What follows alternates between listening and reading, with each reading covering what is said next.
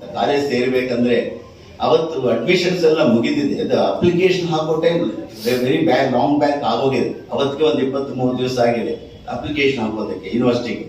ಯೂನಿವರ್ಸಿಟಿಗೆ application ಹಾಕ್ಬೇಕಲ್ಲ, within ಟೈಮಲ್ಲಿ ಹಾಕ್ಬೇಕಲ್ಲ. ನಾನು ಹಾಕಲಿಲ್ಲ. ಅಲ್ಲಿ ನಮ್ಮ ರಿಸಲ್ಟ್ಸ್ ಲೇಟ್ ಆಗಿ ಬಂತು ನಮ್ಮ ಚಿತ್ತೂರು ಗವರ್ಮೆಂಟ್ ಕಾಲೇಜಲ್ಲಿ. ಅಲ್ಲಿ ನಮ್ಮ ಪ್ರೊಫೆಸರ್ ಒಬ್ಬರಿದ್ದರು, Telugu professor doctor GB Acharya ಅಂತ, ಅವ್ರಿಗೆ ಕೋಲಾರದವರು. ಅವರು ನನಗೆ ಹೇಳಿದ್ರು, ಏನು ಮಾಡ್ತೀರಿ ನಾಯ್ಡು ನೆಕ್ಸ್ಟ್ ಇಯರ್ ನಿಮ್ಮ ಗುರಿ ಅಂತ ಹೇಳಿದಾಗ ಎಲ್ಲ MA ಮಾಡ್ಬೇಕಂತಿದ್ರಿ ಅಂತಂದ್ರೆ ಅವ್ರು ಹೇಳಿದ್ರು, ಇಲ್ಲ ಬೆಂಗಳೂರಲ್ಲಿ ಈಗ ಸ್ಟಾರ್ಟ್ ಆಗಿದೆ, ಈ ವರ್ಷ ಸ್ಟಾರ್ಟ್ ಆಗಿದೆ, ಅದು ಅಲ್ಲಿ ಸೇರಿದ್ರೆ ನಿಮ್ಗೆ ಒಳ್ಳೆ ಭವಿಷ್ಯತ್ತು ಇರುತ್ತೆ, ನೀನು ಅಲ್ಲಿಗೆ ಹೋಗಿ ಅಂತ ಅವರು ನನಗೆ ಆರ್ಡರೇ ಮಾಡೋದು, ಅಲ್ಲೇ ಹೋಗಿ ಅಂತ ಹೇಳಿದ್ರು. ಅವರೆಲ್ಲ ಪ್ರೀತಿ ಪಾತ್ರ ಅಂತ ನಮ್ಮ ಮಧ್ಯೆಲ್ಲ ಉಪನ್ಯಾಸಕರು ಅವರೆಲ್ಲ ಅಂತ ಅವ್ರು ಹೇಳಿದಾಗ ನಿದ್ದೆ ಮಾಡಿಲ್ಲ. ರಾತ್ರಿ ಬೆಳಗ್ಗೆ ಬೆಂಗಳೂರು ಬಂದಿದ್ವಿ, ಏಕಾಏಕಿ ಬಂದ್ಬಿಟ್ಟಿದ್ವಿ 11 ಗಂಟೆಗೆ. 12 ಗಂಟೆಗೆ ಯೂನಿವರ್ಸಿಟಿ ತಲುಪಿದ್ವಿ, ಜ್ಞಾನ ಭಾರತಿ. ಆ ವರ್ಷನೇ ಪ್ರಾರಂಭ ಅಲ್ಲಿಗೆ ಶಿಫ್ಟ್ ಆಗಿದೆ. ಸೊ ಅಲ್ಲಿ ಹೋದಾಗ ಅಲ್ಲಿ ನಮ್ಮ ಪ್ರೊಫೆಸರ್ ಇದ್ದರು, TVS ಪ್ರೊಫೆಸರ್ ತಂಗಿರಾಜ ಸುಬ್ಬಾರಾವ್ ಅವರು. ಇಲ್ಲ ಆಗೋಗಿದೆ ನಾಯ್ಡು, ಇನ್ನೇನು ಅದು ಮಾಡೋಕ್ಕಾಗಲ್ಲ, ಅಪ್ಲಿಕೇಶನ್ ಹಾಕ್ಲಿಲ್ವಲ್ಲ, ನಿಮ್ಗೆ ಏನಾದರೂ ಪ್ರಯತ್ನ ಮಾಡೋದಕ್ಕೆ ಅಪ್ಲಿಕೇಶನ್ ಆಗಲಿಲ್ಲ, ಸೊ ನೀನು ಬರೋ ವರ್ಷ ಪ್ರಯತ್ನ ಮಾಡಿ ಅಂತ ಹೇಳಿ ಕಳಿಸ್ಬಿಟ್ರು. ನಾನು ವಾಪಸ್ ಬಂದ್ಬಿಡ್ತಾ ಇದ್ದೆ. ಬಂದಾಗ ನಾನು ಮೈಸೂರು ಬ್ಯಾಂಕ್ ಹತ್ರ ಇಳಿದೆ. ಅಲ್ಲಿ ಇಳಿದಾಗ ಮತ್ತೆ ಯೋಚನೆ ಮಾಡ್ತಾ ನಮ್ಮ ರಿಲೇಷನ್ ಒಬ್ಬರು ಇದ್ದಾರಲ್ಲ, ಅವ್ರು ಮಾತನಾಡಿಸ್ಕೊಂಡು ಹೋಗೋಣ ಅಂತ ಬಸವನಗುಡಿ ಏನು ಈ ಗಾಂಧಿ ಬಜಾರ್ ಹತ್ರ ಬಂದಿದ್ವಿ. ಅಲ್ಲಿ ಪುಟ್ಟಣ ರೋಡಲ್ಲಿ ನಮ್ಮವ್ರು ಇದ್ದಾರೆ ಅಂತ ನನಗೆ ಗೊತ್ತು. ಹೇಳಿದ ತಕ್ಷಣ ಮನೆ ತೋರಿಸಿದ್ರು. ಅಲ್ಲಿ ಹೋದಾಗ ಕೆಲಸ ಕೇಳಿದ್ರು, ಬಂದು ಕೆಲಸ ಏನು ಅಂತ. ಪ್ರೊಫೆಸರ್ MR ದೊರಸ್ವಾಮಿ ಅವ್ರು ಮೀಟ್ ಮಾಡಿಸಿದ್ರು ನಮ್ಮನ್ನು ಅವತ್ತು. ಅವ್ರಿಗೆ ನನ್ನ ಸರ್ಟಿಫಿಕೇಟ್ ಎಲ್ಲ ನೋಡಿ, ನಿನಗೆ ಬೇಕಾದ, ನನ್ನ ಜೊತೆಗೆ ಇನ್ನೊಬ್ಬ ಬಂದ ಪೊಲಿಟಿಕಲ್ ಸೈನ್ಸ್ ಮಾಡ್ಬೇಕಂತ, ನಿನಗಂತೂ ನಾನು ಏನಾದರೂ ಪ್ರಯತ್ನ ಮಾಡ್ತೀನಿ, ನೀನು ಸರ್ಟಿಫಿಕೇಟ್ ತಂದುಬಿಡು ಅಂತ ಹೇಳಿದ್ರು. ಅವ್ರು 3-4 ದಿವಸಕ್ಕೆ ಮತ್ತೆ ವಾಪಸ್ ಬಂದೆ. ಅವರು ಒಂದು ಲೆಟರ್ ಕೊಡಿಸಿದ್ರು, ಲೇಟ್ ಆಫ್ ಅಪ್ಲಿಕೇಶನ್ಗೆ ಡಿಲೇ ಕಂಟ್ರೋಲ್ ಅಂತ. ಅವರು ರಿಜಿಸ್ಟರ್ ಇದ್ದರು, ಸೂರ್ಯಪ್ರಕಾಶ್ ಅಂತ ಅವರಿದ್ದರು. ಅವರೆಲ್ಲ ನಿಷ್ಠಾವಂತರಾದ ಕಾಲಕ್ಕೆ ಅವರು ಕೊಟ್ಟಿದ್ದ ಲೆಟರ್ನ ನಾನು ಸರಾಠರ ಸ್ವಾಮಿ ಪ್ರಿನ್ಸಿಪಾಲ್ರಾಗ ಅವರು ತೋರಿಸಿದ್ರೆ ಅವರು ಅದನ್ನೇನು ಗಮನಿಸಲಿಲ್ಲ. ಹಾಗೆ ಈ ಲೋಕನಾಥ್ ಅಂತ ಅಲ್ಲಿ ನಮ್ಮ PS ವಿದ್ಯಾಸಂಸ್ಥೆ ಬಂದಾಗ ಇಲ್ಲಿದ್ದಾರೆ, ಪ್ಲೀಸ್ ಬಿಟ್ಟು ಈ ಅವರು MA ಸೇರಿಬಿಟ್ಟಿದ್ದಾರೆ, MA ಎಕನಾಮಿಕ್ಸ್ ಸೇರಿದ್ದಾನೆ. ಆಗ ಸ್ನೇಹನಾಥ ಆವತ್ತಿನಿಂದ ಇದು ಸೆಂಟ್ರಲ್ ಕಾಲೇಜು ಸುಮಾರು ಒಂದು ತಿಂಗಳು ತಿರುಗಾಡಿದೆ. ಆತ ಬರ್ತಿದ್ದ, ನಾವಿಬ್ಬರು ಸೇರ್ಕೊಂಡು ಹೋಗೋದು, ನೋಡೋದು, ಮತ್ತೆ ವಾಪಸ್ ಬರೋದು. ಮತ್ತು ಕೊನೆಯ ದಿವಸ ಲಾಸ್ಟ್ ಡೇ ಬಂದಿದೆ, ಅಡ್ಮಿಷನ್ ಕ್ಲೋಸ್ ಅಂತ ಬಂತು. ಆವಾಗ ಎಲ್ಲರೂ ಹೋಗ್ತಾ ಇದ್ರು. 6 ಗಂಟೆ 6:30 ಆಗಿತ್ತು. ನನ್ನ ಮುಂದೆ ಇಬ್ಬರು ಕೇಳ್ತಿದ್ರಲ್ಲ, ಅವರು ಕೊಟ್ಟರು. ನನಗೆ ಕೇಳಿದಾಗ ಇಲ್ಲ ಅಂತ ಅಂದರು. ನನಗೆ ದುಃಖ ಒಂದು ಕಡೆ, ಯೋಚನೆ ಬಾಧೆ ಒಂದು ಕಡೆ. ಆಮೇಲೆ ಆ ಮಾತುಗಳಲ್ಲಿ ಅವರು ಕೊಟ್ಟರೆ ನನಗೆ ಯಾಕೆ ಕೊಟ್ಟಿಲ್ಲ ಅಂತ ನನ್ನ ತೆಲುಗು ಭಾಷೆಯಲ್ಲಿ ಅವ್ರ ಹತ್ರ ಮಾತಾಡ್ಬಿಟ್ಟೆ. ಅವರು ಹಾಗೆ ಈಗ ನೋಡಿ, ಸರಾಠರ Swamy professor, chemistry professor, senior man ನಮ್ಮ, ಅವರೆಲ್ಲ ಸ್ಟಾರ್ ಬೋರ್ಡ್ಸ್ ಆಗಿನ ಕಾಲ ಬ್ಯಾಂಗ್ಳೂರು ಅಷ್ಟೇ. ಅವ್ರಿಗೆ ಒಬ್ಬರಿಗೊಬ್ಬರು ಡಾಕ್ಟರ್ ಪ್ರೊಫೆಸರ್ ವೆಂಕಟೇಗೌಡರು ಇವರೆಲ್ಲ star boards of the university. ಈಗ ಅಂಥ ಸ್ಟಾರ್ ಬೋರ್ಡ್ಸ್ ಈಗ ಯಾರೂ ಇಲ್ಲ ಯೂನಿವರ್ಸಿಟಿ. ನೋಡಿದ್ರೆ ಆ ಹೆಸರು ತಕ್ಕಂಥವ್ರು ನಾವು ನೋಡೋದಕ್ಕೆ ಇಲ್ಲ, ನೋಡೋದಕ್ಕೆ ಯಾರೂ ಇಲ್ಲ. ಸೊ ಅವರು ಅವ್ರೇನು ಮುಖದಲ್ಲಿ ಹಂಗೆ ಇಟ್ಕೊಂಡು ಬರೆದ್ರು ಅಡ್ಮಿಟ್ ಅಂತ. ಅಲ್ಲಿ ಟರ್ನಿಂಗ್ ಪಾಯಿಂಟ್, ನಾನು ಲೈಫ್ ಟರ್ನಿಂಗ್ ಪಾಯಿಂಟ್ ಅಂತ ನಾನು ಭಾವಿಸ್ತೇನೆ. ಅವತ್ತು ಸ್ವಲ್ಪ ನೀರು ಕೊಡಿ. ಆದ ನಂತರ MA ಸೇರಿದೆ.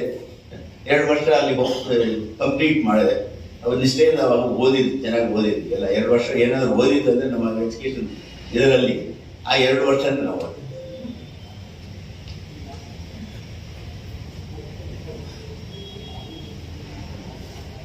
MA ಮಾಡಿದೆ. ಅವರು ನಮ್ಮ ಸುಬ್ಬರಾವ್ ನಮ್ಮ ಪ್ರೊಫೆಸರ್ ಹೇಳೋರು, BS ಕಾಲೇಜಲ್ಲಿ ಪೋಸ್ಟ್ ಖಾಲಿ ಇದೆ, ನಾಯ್ಡುನೆಲ್ಲ ಹೋಗಿ ಸೇರ್ಕೊಡು ಅಂತ ಇತ್ತು. ಅವಾಗ ಹೇಳ್ತಿರೋರು. ನಾನು ಅವ್ರ ಪರೀಕ್ಷೆ ಇತ್ತು, ಹೋಗ್ತಾ ಬರ್ತಾ ಇದ್ದೆ BS. ಅವರು ಹಾಗೆ ನಮ್ಮನ್ನ ಆಧರಿಸಿದ್ರು, ಪ್ರೀತಿಯಿಂದ ಕೆಲಸವನ್ನು ಕೊಟ್ಟರು. ಬಟ್ 2 ಸ್ಯಾನ್ಸ್ಕ್ರಿಟ್ ಅಂತೇಳಿ ಒಬ್ಬರೇ ಮಾಡ್ತಿದ್ರು, 150 ತಗೊಂಡು ರಿಟೈರ್ಡ್ ಪ್ರೊಫೆಸರ್. ಅವರು ಇವರಿಗೆ ಕರೆದ ಹೇಳಿದ್ರು, ಇಲ್ಲ ಇವರು ನಮ್ಮ ಹುಡುಗ, ಅವನಿಗೆ ಒಂದು ಸಬ್ಜೆಕ್ಟ್ ಕೊಡೋಣ, ನೀವು ಸ್ಯಾನ್ಸ್ಕ್ರಿಟ್ ಮಾಡ್ಕೊಳ್ಳಿ, ಇವರು ತೆಲುಗು ಮಾಡ್ಕೊಳ್ತಾರೆ, ನಿಮ್ಗೆ 100 ಅವ್ರಿಗೆ 100. ಅವ್ರಿಗೆ 50 ಕಡಿಮೆ ಆಯಿತು, ನಾನು 100 ಬಂತು. ದೊಡ್ಡ ಸಂಬಳ ಅಂತ ನಾನು ಸೇರಿಲ್ಲ.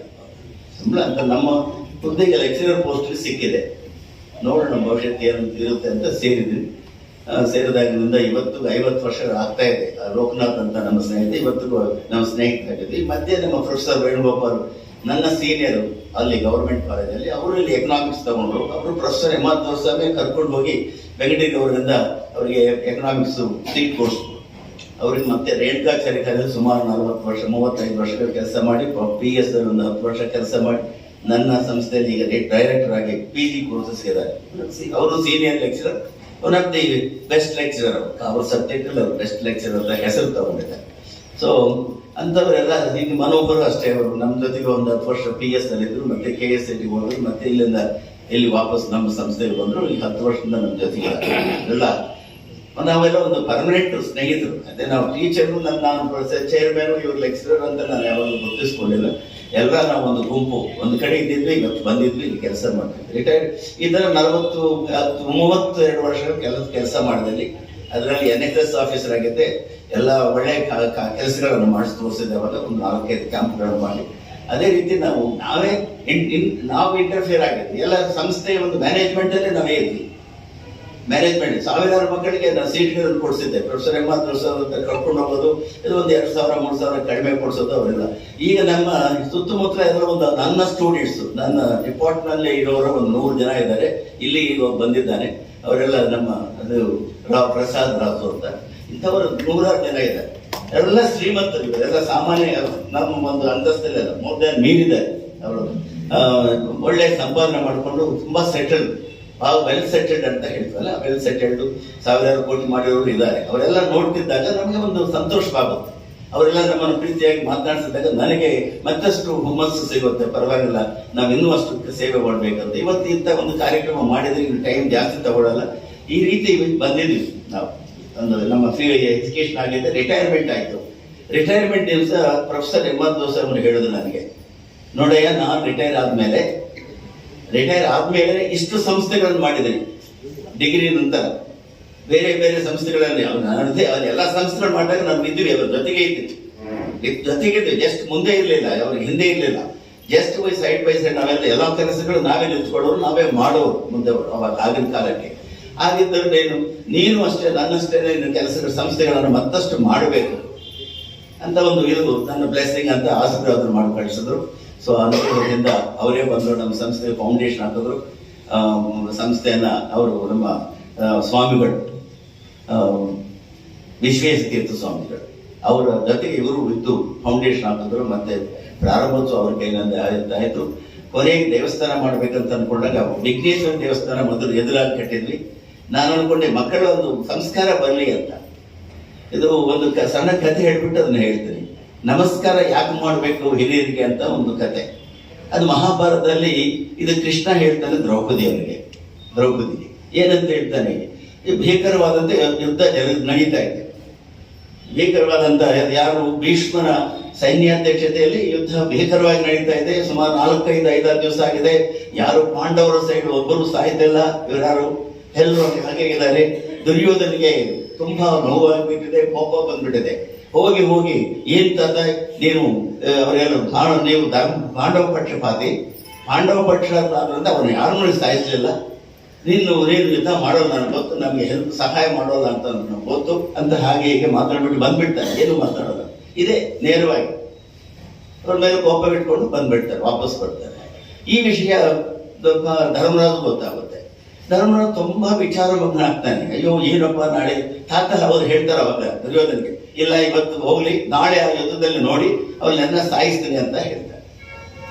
ಅದು ಕೇಳಿಬಿಟ್ಟು ಧರ್ಮರಾಜರು ತುಂಬಾ ದುಃಖದಲ್ಲಿ ಇರ್ತಾರೆ. ನಾಳೆ ನಮ್ಮ ಗತಿ ಏನು ಅಂತ. ಕೃಷ್ಣ ಪರಮಾತ್ಮ ಬರ್ತಾನೆ. ಏನು ಹೀಗೆ ಇದ್ರೆ ದುಃಖದಲ್ಲಿ ಇದ್ರೆ ಅಂತ ಮನಸ್ಸಲ್ಲಿ ಇದೆ ನೋಡಿದ್ರೆ ಅಂತಂದ್ರೆ, ಹೀಗೆ ತಾತ ಅವರು ಹೀಗೆ ನಮ್ಗೆ ಪ್ರತಿಜ್ಞೆ ಮಾಡಿದ್ರು ಭೀಷ್ಮಾಚಾರ್ಯ ಅವರು. ಈ ನಾಳೆ ನಮ್ಮ ಗತಿಯನ್ನು ನಮ್ಮನ್ನು ಯಾರು ಕಾಪಾಡ್ತಾರೆ ಅಂತ ಹೇಳಿದ್ರು. ಯಾರು ಕಾಪಾಡಬೇಕಾಗಿಲ್ಲ, ನೀವು ನಮ್ಮ ಜೊತೆಗೆ ಬಂತ 5 ದ್ರೌಪದಿಯ ಸಮೇತ 6 ಕರ್ಕೊಂಡು ಹೋದ. ಯಾರ ಹತ್ರ ಭೀಷ್ಮಾಚಾರ್ಯನು ಇದರಲ್ಲಿ ಅವರು ಏನಿದೆ ಅವ್ರ ಫೋಟೋದಲ್ಲಿ ಇದ್ರಲ್ಲ, ಅಲ್ಲಿ ಹೋದ್ರು. ಭೀಷ್ಮಾಚಾರ್ಯ ಹತ್ರ ಹೋಗ್ತಾರೆ. ಕೃಷ್ಣ ಪರಮಾತ್ಮ ಇವ್ರನ್ನ 6 ಜನನ ಕಳಿಸ್ಬಿಟ್ಟು ಅಲ್ಲೇ ಗೇಟ್ ಹತ್ರ ನಿಂತ್ಕೊಂಡಿರ್ತಾರೆ. ಇವರು ಹೋಗಿದ ತಕ್ಷಣ ಇವ್ರು ಹೇಳಿ ಕಳಿಸಿರ್ತಾರೆ ಮೊದಲೇ, ಧರ್ಮರಾಜ್ ನೀವೇನ್ ಮಾಡ್ಬೇಕು ಅಂತ, ಸಾಷ್ಟಾಂಗ ನಮಸ್ಕಾರ ಮಾಡ್ಬೇಕು, ಅವರು ನಿಮ್ಮ ತಮ್ಮಂದ್ರು ಅದೇ ರೀತಿ ಮಾಡಬೇಕು, ದ್ರೌಪದಿ ಅವರು ನಮಸ್ಕಾರ ಮಾಡಬೇಕು ಅಂತ ಇವರಿಗೆಲ್ಲ ಹೇಳಿಕೊಂಡು ಕಳಿಸ್ತಾರೆ. ಅವರು ಹೋದಾಗ ಇವರು ಸಾಷ್ಟಾಂಗ ನಮಸ್ಕಾರ ಮಾಡ್ತಾರೆ. ಧರ್ಮರಾಜ ಸುಖಿ ಭವ ಅಂತ ಹೇಳ್ತಾರೆ. ಸುಖಿ ಭವ ಅಂತ ಹೇಳಿ ಅವರು ಧರ್ಮರಾಜನಿಗೆ ಹೇಳ್ತಾರೆ, ಅವ್ರ ತಮ್ಮಂದರಿಗೂ ಹೇಳ್ತಾರೆ, ದೀರ್ಘಾಯುಷ್ಮಾನ್ ಭವ, ದೀರ್ಘಾಯುಷ್ಮಾನ್ ಭವ ಅಂತ ಅವರು 5 ಜನಕ್ಕೂ ಹೇಳ್ತಾರೆ. ದ್ರೌಪದಿ ಅವ್ರು ನಮಸ್ಕಾರ ಮಾಡುವ ಅಖಂಡ ಸೌಭಾಗ್ಯವತಿ ಅಂತ ಹೇಳ್ತಾರೆ, ಅಖಂಡ ಸೌಭಾಗ್ಯವತಿ ಅಂತ ಅವರಿಗೆ ಆಶೀರ್ವಾದ ಮಾಡ್ತಾರೆ. ಮಾಡಿದ ನಂತರ ಇದು ಎಲ್ಲ ಆಶೀರ್ವಾದ ತಗೊಂಡು ಎಲ್ಲಿ ಕೃಷ್ಣ ಬಂದಿರ್ತಾರಲ್ಲ ಎಲ್ಲಿದ್ದಾರೆ ಅಂತ ಕೇಳ್ತಾರೆ. ಅದನ್ನು ಗೊತ್ತಲ್ಲ ಅವ್ರಿಗೆಲ್ಲ ಜ್ಞಾನಿಗಳು. ಸೊ ಅಲ್ಲಿ ಈ ಗೇಟ್ ಹತ್ರ ಇದ್ದಾರೆ ಅಂತ ಹೇಳಿದಾಗ ಈತನೇ ಹೋಗ್ತಾನೆ, ಭೀಷ್ಮಾಚಾರ್ಯ ಅಲ್ಲಿ ತನಕ ಹೋಗಿ ಅವ್ರ ಹತ್ರ ಮಾತನಾಡಿ ಅವ್ರನ್ನ ಕಳಿಸಿ ಈಗ ಬರ್ತಾರೆ. ಆವಾಗ ಕೃಷ್ಣ ಹೇಳ್ತಾನೆ, ನೋಡಿ ಈ ನಮಸ್ಕಾರದ ಪ್ರತಿಫಲ ಏನಂತ ನಿಮ್ಗೆ ಗೊತ್ತಾಗಿದಲ್ಲ, ಇದೇ ರೀತಿ ಆ ಆಗಬಹುದು, ಅವರ ಹೆಂಡತಿಯರಾದಂತ ಭಾನುಮತಿ ಇದ್ರ ಹತ್ರ ಅವರನ್ನ ಆಗ್ಬೋದು, ಇಲ್ಲದಿದ್ರೆ ಬೇರೆ ಅವ್ರ ತಮ್ಮಂದ್ರಾಗ್ಬೋದು, ದುರ್ಯೋಧನ ತಮ್ಮಂದ್ರಾಗ್ಬೋದು. ಸಿಕ್ಕಿದಾಗ ಬಂದಾಗ ನಮಸ್ಕಾರ ಅಂತ ಮಾಡ್ಕೊಳ್ತಾ ಇದ್ರೆ, ಒಬ್ಬರೊಬ್ಬರು ನಮಸ್ಕರಿಸ್ಕೊಳ್ತಾ ಇದ್ದಿದ್ರೆ ಈ ಯುದ್ಧ ನಡೀತಾ ಇರಲಿಲ್ಲ, ಈ ಯುದ್ಧ ನಡೀತಾ ಇರಲಿಲ್ಲ. ಅವರು ಯಾವಾಗ ಅವರು ಒಂದು ದೌರ್ಜನ್ಯವಾದಂತ ಭಾವನದಿಂದ ಅವರು ಯಾವಾಗ ನಡ್ಕೊಂಡ್ರು, ಯಾವಾಗಲೂ ವಿರೋಧಿಗಳಾಗಿ ನೋಡ್ಕೊಂಡ್ರು, ಆ ವಿರೋಧಿಗಳಂತ ನೋಡ್ಕೊಂಡ್ರಲ್ಲಿ ಸಂಸ್ಕಾರವಿಲ್ಲದೆ ಹೋಯಿತು. ಅದಕ್ಕೋಸ್ಕರ ಇವರು ನೀವು ನಮಸ್ಕಾರ ಮಾಡಿದ ಪ್ರತಿಫಲ ಇವತ್ತು ನಿಮಗೆ ಈ ಭೀಷ್ಮನ ಒಂದು ಅನುಗ್ರಹ ಸಿಕ್ಕಿದೆ ಅಂತ ಹೇಳ್ತಾರೆ. ಅದೇ ಈ ನಮಸ್ಕಾರ ಯಾಕೆ ಮಾಡ್ಬೇಕಂತ ಕೆಲವರು ಕ್ವಶನ್ ಹೇಳಿದಾಗ, ನಮಸ್ಕಾರ ಅಂತ ಸಂಸ್ಕಾರ ಬರುತ್ತೆ ಅಂತ ಮಕ್ಕಳಿಗೆ ಹೇಳೋದು ಇದೆ ಅಷ್ಟೇ, ನಾವು ನಮಸ್ಕಾರ ಅಂತ ಸಂಸ್ಕಾರ ಬರುತ್ತೆ ಅಂತ ನಾವು ಹೇಳ್ತಾ ಇರ್ತೀವಿ. ಸೊ ಅಂತ ಒಂದು ಸಂಸ್ಕಾರದ ಗುಣವನ್ನ ನಾವು ಬೆಳೆಸ್ಕೊಂಡಿದ್ವಿ ಅಷ್ಟೋ ಇಷ್ಟು. ಆ ಸಂಸ್ಕಾರದ ಫಲಿತವಾಗಿ ನಾವು ಹಲವಾರು ಕೆಲಸಗಳು ಮಾಡಿದ್ವಿ. ಅದೆಲ್ಲ ಈಗ ಹೇಳೋದಕ್ಕೆ ಟೈಮ್ ಬಹಳಷ್ಟು ಆಗುತ್ತೆ. ಈಗಲೇ 2 ಗಂಟೆ ಕಾಲ ಸುಮಾರು ನೀವು ಕೂತಿದ್ರಿ, ನಿಮಗೆ ಮತ್ತೆ ತೊಂದರೆ ಕೊಡೋಲ್ಲ. ನಾವು ಏನೋ ಒಂದು ಮಾಡಿದ್ದು ಒಂದಿಷ್ಟು ಸೇವೆಗೆ ಇಷ್ಟೊಂದು ನಮಗೆ ಇವತ್ತು ಭಾರವನ್ನು ನಮ್ಮ ಮೇಲೆ ಹಾಕಿದ್ದಾರೆ ಅಂತ ನಾನು ಭಾವಿಸ್ತೇನೆ. ಅದಕ್ಕೋಸ್ಕರ ನಮ್ಮ ಗುರುಗಳಿಗಾಗ್ಬೋದು, ವಾದಿರಾಜರು ನಾನು ಚಿರಋಣಿಯಾಗಿರುತ್ತೇನೆ. ಇದಕ್ಕೆ ಮತ್ತಷ್ಟು ನಮಗೆ ಉತ್ಸಾಹ ಪ್ರೇರಣೆ ಆಗುತ್ತೆ, ಮತ್ತಷ್ಟು ಕೆಲಸಗಳು ಮಾಡೋದಕ್ಕೆ ಈ ಒಂದು ಪ್ರಶಸ್ತಿ ನನಗೆ ಒಂದು ಅವಕಾಶ ಕೊಟ್ಟಿದೆ ಅಂತ ನಾನು ಭಾವಿಸುತ್ತಾ, ತಾವು ಎಲ್ಲರೂ ಇಲ್ಲಿ ಬಂದಿದ್ರಿ. ನಾನು ಯಾರೋ ನಿಮಗೆಲ್ಲ ಗೊತ್ತಿರಲಿಲ್ಲ. ಏನೋ ನಮ್ಮ ವಾದಿರಾಜರು ಸಂಗಡಿಗರವರು ಆಗ್ಬೋದು, ದಾಸದೇನು ಕೃಷ್ಣವರವರು ಕರೆದಿದ್ದಾರೆ, ಆದರೂ ಬರ್ತಿರಲ್ಲ. ಯಾರಾದ್ರೂ ಕರೆದ್ರೆ ಈ ಬರಿರೋದಂತ ಒಂದು ಸತ್ಗುಣ ಇದೆಯಲ್ಲ ನಮ್ಮಲ್ಲಿ, ಆ ಪ್ರೀತಿ ಅಂತ ನಿಮ್ಗಿರಲಿಲ್ಲ. ನಿಮ್ಗೆಲ್ಲ ನನ್ನ ಹೃತ್ಪೂರ್ವಕವಾದಂತಹ ಧನ್ಯವಾದಗಳನ್ನು ತಿಳಿಸುತ್ತಾ, ನಮ್ಮ ಸ್ನೇಹಿತರೆಲ್ಲ ಬಂದರು. ವೆಂಕಟಕೃಷ್ಣ ಅವ್ರು ಬೇರೆ ಕೆಲಸ ಏನು ಅರ್ಜೆಂಟ್ ಇದೆ ಅಂತ ಬಂದವರು ಇಲ್ಲೇ ಕೂತಿದ್ ಬಿಟ್ರು. ಯಾಕಂದ್ರೆ ಮುರುಗಡೆ ಎದುರುಗಡೆ ಇದ್ದಾರೆ, ಎದುರೇ ಏನಾಗುತ್ತೆ ಅಂತ ವೆಂಕಟಕೃಷ್ಣ ಅವರು ಸಮಾಜ ಸೇವಕರು. ಅವರು ವೆಂಕಟಕೃಷ್ಣ ಅವರು ಅಂತ ಅವ್ರು ಕಿಟ್ಟಿ ಅಂತ ಕೇಳ್ತಾರೆ ಅವರೆಲ್ಲ. ಅವರನ್ನೆಲ್ಲ ಆ ಸಂಘದ ಪರಿವಾರದವರು ತುಂಬಾ ಸೇವೆ ಮಾಡ್ತಿರ್ತಾರೆ. ಮಕ್ಕಳಿಗೆ, ಬಡ ಮಕ್ಕಳಿಗೆಲ್ಲ ಅವರು ದುಡ್ಡು ಸಾಕಷ್ಟು ಸಹಾಯ ಮಾಡ್ತಿರ್ತಾರೆ. ನಮ್ಮ ಹತ್ರ ಬಂದು ಅವರಿಗೆಲ್ಲ ಸಹಾಯ ಮಾಡ್ತಿರ್ತಾರೆ. ನಮ್ಮಲ್ಲಿ ಓದಿರೋ ಮಕ್ಕಳು ಅವ್ರು ಹೇಳಿದ್ರಲ್ಲ, ಬಡವರ ಮಕ್ಕಳೆಲ್ಲ ಓದಿರೋರು ಬರ್ಬೋದು. ನಾವು ಮನೋಹರಿಗೆ ಹೇಳ್ತಾ ಇರ್ತೇನೆ, ನಮಗೀಗ ಅವಕಾಶವಿದೆ, ಸೀಟ್ಗಳಿದ್ದಾವೆ, ಸುಮ್ಮನೆ ಇಟ್ಕೊಳ್ಳೋದಕ್ಕಿಂತ ಕೊಟ್ಬಿಡಿ, ಯಾವುದೋ ಒಂದಷ್ಟು ಎಷ್ಟಾದ್ರೂ ಅಷ್ಟು ಕೊಡ್ಲಿ ಅಂತ.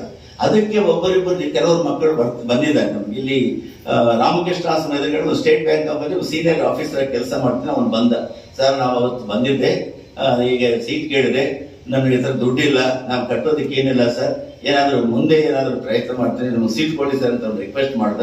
ಅವಾಗ ಹಾಗೆ ಈಗ ಯೋಚನೆ ಮಾಡಿ ಹೋಗಿ ಆಯ್ತು ಸೀಟ್ ಕೊಡ್ತೀನಿ, ನಮ್ಮ ಮಾರ್ಕ್ಸ್ ನೋಡಿದ್ರಿ, ಆಯ್ತು ನಿಮ್ಗೆ ಸೀಟ್ ಕೊಡ್ತೀನಿ, ಹೋಗಿ ಓದ್ಕೊಳ್ರಿ ಅಂತ ಹೇಳಿದ್ರಿ. ಆದ ನಂತರ ಓದಿಕೊಂಡು ಇವತ್ತು ಸೀನಿಯರ್ ಮ್ಯಾನೇಜರ್ ಆಗಿದ್ರೆ ನಿಮ್ಮನ್ನು ನೋಡಿ ನಾನು ಒಂದು ನಮಸ್ಕಾರ ಹೇಳ್ಬಿಟ್ಟು ಹೋಗೋಣ ಅಂತ ಬಂದಿದೆ. ಸುಮಾರು ಜನ ಸಿಕ್ಕದಾಗಿರೋ ಕೆಲವು ಮಕ್ಕಳು ಹೇಳ್ತಾ ಇರ್ತಾರೆ, ಬಡವ್ರ ಮಕ್ಕಳೆಲ್ಲ ಎಲ್ಲೆಲ್ಲಾದ್ರೂ ಶಾಪ್ಗಳು ಹೋದ್ರೆ ನಿಮ್ಮ ಕಾಲೇಜಲ್ಲಿ ನಮ್ಮ ಹುಡುಗ ಓದ, BCA ಓದ, BBA ಓದ, ಇವತ್ತು 60-70 ಸಾವಿರ ಸಂಬಳ ಕೊಡ್ತಾ ಇದೆ. ಯಾರು ಕೂಲಿ ಕೆಲಸ ಮಾಡೋರು, ನಮ್ಮಲ್ಲಿ ಕೂಲಿ ಕೆಲಸ ಮಾಡುವವರೇ ಈಗ ರ್ಯಾಂಕ್ಗಳು ಕೊಟ್ಕೊಂಡಿದ್ದಾರೆ. ಮೊನ್ನೆ 5th ರ್ಯಾಂಕ್ ಅಲ್ಲಿ 5th ಸೆಮಿಸ್ಟರ್ ಅಲ್ಲಿ ಒಬ್ಬ ಹುಡುಗಿ ಕಾರ್ಪೆಂಟರ್ ಮಗಳು ಅವಳಿಗೆ 700ಗೆ 700 ಮಾರ್ಕ್ಸ್ ಬಂದಿದೆ. ಅವ್ರಿಗೆ ಏನಿರುತ್ತೆ, ಒಂದು ಸಣ್ಣ ಕೊಠಡಿ ಇರುತ್ತೆ, ಮತ್ತೆ ಒಂದು ಸಣ್ಣ ಹಾಲ್ ಇರುತ್ತೆ, ಅದ್ರಲ್ಲಿ ಓದಿದ್ದಾರೆ. ಇನ್ನೊಬ್ಬ ಓದಿದ್ದಾರೆ 694 ಮಾರ್ಕ್ಸ್ ಬಂದಿದೆ, ಅವನು ಅಂತ ಕೆಲಸದವನೇ, ಬಡವರು ಮಾಡ್ಕೊಂಡು. ಇನ್ನೊಬ್ಬರಿಗೆ 692 ಬಂದಿದೆ, ಅವರು ಅಷ್ಟೇ ಬಡವರೇ. ಅದಕ್ಕೆ ಫಸ್ಟ್ ರ್ಯಾಂಕ್ ಬಂದಿದೆ BBA ನಲ್ಲಿ ಲಾಸ್ಟ್ ಇಯರ್ ಅಲ್ಲಿ. ಅವರು ಬಂದಿರೋ ಮಗಳು ಇಷ್ಟೇ, ಒಂದು ಕಾರ್ಪೆಂಟರ್ ಮಗಳು, ಅಲ್ಲ ಮೇಷನ್ ಗಾರೆ ಕೆಲಸ ಮಾಡ್ತಾರಲ್ಲ, ಅವ್ರಿಗೆ ಹೆಲ್ಪರ್ ಇರ್ತಾರ ಅವ್ರ ಮಗಳು, ಅವರಿಗೆ ರ್ಯಾಂಕ್ ಬಂದಿದೆ. ಇದು ಹೇಳಿದಾಗ ಕೆಲವರೆಲ್ಲ ಸಿಕ್ಕಿದಾಗ ನಮ್ಮ ಮಗು ಸರ್ ಈ ಇಸ್ತ್ರಿ ಮಾಡ್ತಾರಲ್ಲ ಅವ್ರ ಮಗು ಆಗ್ಬೋದು, ಈ ಮನೆಯಲ್ಲಿ ಕೆಲಸ ಮಾಡ್ತಾರಲ್ಲ ಅವ್ರ ಮಕ್ಕಳು ಆಗ್ಬೋದು, ಅವರೆಲ್ಲ ಓದ್ಕೊಂಡು ಒಳ್ಳೆ ಕೆಲಸಕ್ಕೆ ಹೋಗಿದ್ದಾರೆ. ಅವರು ನಮ್ಮಲ್ಲಿ ನಾನಾಗ್ಬೋದು, ಮನೋಹರ ಆಗ್ಬೋದು, ಯಾವಾಗಲೂ ನಿಮ್ಮ ತಂದೆ ತಾಯಿಯವ್ರನ್ನ ಚೆನ್ನಾಗಿ ನೋಡ್ಕೋಬೇಕಂತ ಹೇಳಿ ಕಳಿಸಿ 100 ಸಲ ಹೇಳಿರ್ತಾರೆ. ಅದ್ರ ಜೊತೆಗೆ ಬರೀ ಗ್ರಾಜುಯೇಷನ್ ಇಂದ ನೀವೇನು ಸಾಧನೆ ಮಾಡೋಕ್ಕಾಗಲ್ಲ, ಪೋಸ್ಟ್ ಗ್ರಾಜುಯೇಷನ್ ಮಾಡಲೇಬೇಕಂತ ಕಂಪಲ್ಸರಿ ಆಗಿ ನಾವು ಖಂಡಿತವಾಗಿ ಮಾಡಿ ಅಂತ ಹೇಳ್ತೀವಿ. ಯಾಕಂದ್ರೆ ಅದು ಓದಿದಕ್ಕೋಸ್ಕರನೇ post graduation MA MP MCom ಓದಿದಕ್ಕೋಸ್ಕರ ನಾವೆಲ್ಲ ಸ್ಟೇಜ್ ಮೇಲೆ ಇವತ್ತು ಕೂತ್ಕೊಂಡು ಮಾತನಾಡೋದಕ್ಕೆ, ಒಂದು ಕೆಲಸ ಮಾಡೋದಕ್ಕೆ, ಮತ್ತಷ್ಟು ಸೇವೆ ಮಾಡೋದಕ್ಕೆ ಅವಕಾಶ ಸಿಕ್ಕಿದೆ. ಬರೀ ಗ್ರಾಜುಯೇಷನ್ ನಲ್ಲಿ ಕೆಲವರು ಮಾಡ್ಬೋದು, ಎಲ್ಲರೂ ಮಾಡೋದು ಸಾಧ್ಯತೆ ಇಲ್ಲ. ಅದಕ್ಕೋಸ್ಕರ ನಿಮ್ಮ ಮಕ್ಕಳನ್ನು ಅಷ್ಟೇ ನಾವು ಹೇಳೋದು, ಪೋಸ್ಟ್ ಗ್ರಾಜುಯೇಷನ್ ತನಕ ಓದಿಸ್ಬೇಕು. ನಾವು ಎಷ್ಟೇ ಕಷ್ಟವಾಯ್ತು, ನಮ್ಗೆ ಕಷ್ಟ ಆಯ್ತು, ನಮ್ಮ ಹತ್ರ ಏನಿಲ್ಲ. ನಾನೊಂದು ಚೈನ್ ಅಡಿವೆ ಇಟ್ಟು ಅದರಲ್ಲಿ 1500 ರೂಪಾಯಿ ಬಂದ್ರೆ ಫೀಸ್ ಕಟ್ಟಿ ಬಟ್ಟಿ ಹಾಸ್ಟೆಲ್ ಅಡ್ವಾನ್ಸ್ ಕೊಟ್ಟು ನಾವು ಓದಿರೋರು. ಅವತ್ತು ನನ್ನ ಬ್ರದರ್ನ ಇವತ್ತು ನಾನು ಯೋಚನೆ ಮಾಡಿ ಬಂದು ಸ್ಮರಿಸ್ಕೋಬೇಕು. ಅವರು ಯಾವ ಲೋಕದಲ್ಲಿದ್ದಾರೋ ಅವರು ನನಗೆ ಇಷ್ಟೊಂದು ವಿದ್ಯಾವಂತನಾಗಿ ಇವತ್ತು ಇಲ್ಲಿ ನಿಂತ್ಕೊಳ್ಳೋದಕ್ಕೆ ಅವಕಾಶ ಕೊಟ್ಟವರು ನನ್ನ ಬ್ರದರ್ ಸರ್ವಿಸ್ ಅಲ್ಲಿದ್ದರು, MK ನಾಯ್ಡು ಅಂತ, ಸುಲ್ತಾನ್ ಮೇಜರ್ MK ನಾಯ್ಡು ಅಂತಿದ್ರು. ಅವರ ಒಂದು ಸಹಕಾರದಿಂದ ನಾನು ಇಷ್ಟೊಂದು ಇವತ್ತು ಈ ವ್ಯಕ್ತಿಯಾಗಿ ಬೆಳೆದಿದ್ದೀನಿ. ನಾನು ಒಂದು 20-25 ಕುಟುಂಬಗಳನ್ನ ಯಾವಾಗ ಆಸ್ಕಾರ ಕೊಟ್ಟಿದ್ದೀನಿ. 60 ಮಕ್ಕಳು ಈ ತರ ಪ್ರಯೋಜನ ಪಡೆದಿದ್ದಾರೆ. PS ಅಲ್ಲಿ 1000 ಮಕ್ಕಳು ಇರ್ತಾರೆ. ಎಲ್ಲರಲ್ಲಿ ವರ್ಗದವರು ಆಗ್ಬೋದು, ಶ್ರೀನಗರದಲ್ಲಿ ಇರೋರು, ಅಪಕ್ಕದಲ್ಲಿ ಇರೋರೆಲ್ಲ ಬರೋರು, ಸೀಟ್ಗಳವ್ರ ಹತ್ರ ಹೋದ್ರೆ ಏನೋ ಒಂದು ವ್ಯವಸ್ಥೆ ಮಾಡಿ, ಅವ್ರು ಬೈದ್ರು ಏನೋ ಬಯಸ್ಕೊಂಡು ಆದ್ರೂ ಅವ್ರಿಗೆ ಸೀಟ್ ಕೊಡಿಸೋ ಒಂದು ವ್ಯವಸ್ಥೆ ಮಾಡ್ತಿದೆ. ಆ ರೀತಿ ಆ ಸಹಾಯ ಮಾಡಿದ್ರಿಂದ ನನಗೂ ಒಂದು ಭಗವಂತ ಈ ರೀತಿ ಒಂದು ಸಂಸ್ಥೆ ಕಟ್ಟೋದಕ್ಕೆ ಅವಕಾಶ ಕೊಟ್ಟಿದ್ದಾನೆ ಅಂತ ನಾನು ಯಾವಾಗಲೂ ಭಾವಿಸ್ಕೊಳ್ತೇನೆ. ಸೊ ಅಂತ ಒಂದು ಅವಕಾಶ ಸಿಕ್ಕಿದ್ದಕ್ಕೆ ಇದು ನಾನು ಮಾಡಿರೋ ಸಣ್ಣ ಸೇವೆಯನ್ನ ಇವರು ಬಹಳಷ್ಟು ಭೂತದಲ್ಲಿ ತೋರಿಸಿದ್ದಾರೆ ಅಂತ ನಾನು ಅನ್ಸ್ಕೊಳ್ತೀನಿ. ಆದ್ರೂ ಈ ಒಂದು ಸನ್ಮಾನಕ್ಕೆ ನಿಜವಾಗಲೂ ನಾನು ಅವರಿಗೆ ಚಿರಋಣಿಯಾಗಿದ್ದೀನಿ ಅಂತ ಹೇಳುತ್ತಾ ನನ್ನ ಧನ್ಯವಾದಗಳನ್ನು ತಿಳಿಸುತ್ತಾ, ನೀವು ಈ ಒಂದು ಸಂದರ್ಭಕ್ಕೆ ಇಷ್ಟೊಂದು ಅದ್ದೂರಿಯ ಸಂತೋಷದಿಂದ ಇಲ್ಲಿ ಕೂತ್ಕೊಂಡಿದ್ರಿ, ಬಂದಿದ್ರಿ, ನನ್ನನ್ನು ನೀವು ನಿಮ್ಮ ಅನುಗ್ರಹವು ನಮಗೆ ಸಿಕ್ಕಿದೆ ಅಂತ ಭಾವಿಸಿ ಈ ಈ ಕಾಣಿಕೆ ಬಂದಿದೆ ನಮ್ಮ ಸಂಸ್ಥೆಗೆ ಅರ್ಪಣೆ ಮಾಡ್ತೀನಿ. ನಮ್ಮ ಉಪನ್ಯಾಸಕರಿಗೆ ಆಗ್ಬೋದು, ನನ್ನ ಪ್ರಾಂತವರಾಗ್ಬೋದು, ಅವರಿಗೆ ಇದಕ್ಕಿಂತ ನನ್ನ ಶ್ರೀಮತಿ ಇಲ್ಲದೆ ನಾನು ಇಷ್ಟೊಂದು ಸಾಧನೆ ಮಾಡಿಲ್ಲ. ನನ್ನ ಶ್ರೀಮತಿ ಇದ್ರೆ ಅವ್ರ ಜೊತೆಗೆ ಈ ಸಾಧನೆ, ಅವನಿಂದಲೇ ಈ ಸಾಧನೆ ನನಗೆ ಸಾಧ್ಯವಾಗಿದೆ. ಅವರು ಸ್ಕೂಲ್ ಹೆಡ್ ಮಿಸ್ಟ್ರೆಸ್ ಆಗಿ ಪ್ರಿನ್ಸಿಪಾಲ್ ಕೆಲಸ ಮಾಡ್ತಾ ಇದ್ರು. ಅವರು ಕುಮಾರಸ್ವಾಮಿ ವಿದ್ಯಾಮಂದಿರ ಸುಮಾರು 35 ವರ್ಷಗಳ ಸೇವೆ ಇತ್ತು. ಅವರು ಅಲ್ಲಿ ಇಲ್ಲಿಗೆ ವಾಲಂಟಿಯರ್ ಟ್ರೀಟ್ಮೆಂಟ್ ತಗೊಂಡು ನನಗಿಂತ ಮೊದಲು ಸಂಸ್ಥೆಗೆ ಪರ್ಮನೆಂಟ್ ಪರ್ಸನ್ ಆಗಿ ಬಂದರು. ಅವರ ಒಂದು ಸಹಕಾರ ಆ ಸ್ಕೂಲ್ ಲೆವೆಲ್ ಎಲ್ಲ ಅವರೇ ಎಲ್ಲ ನೋಡ್ಕೊಳ್ತಾರೆ. ಬೇರೆ ಇತರ ಡೆವಲಪ್ಮೆಂಟ್ಸ್, ನಮ್ಮ ಡಿಗ್ರಿ ಕಾಲೇಜ್ ಎಲ್ಲ ಕಾಲೇಜ್ಗಳನ್ನ ನಾನು ನೋಡುವ ಒಂದು ಇದಿದೆ. ಅವರ ಒಂದು ಸಹಕಾರದಿಂದ ಸಂಸ್ಥೆಗೆ ಒಂದು ಹೆಸರು ಬರೋದಕ್ಕೆ ಉನ್ನತವಾದ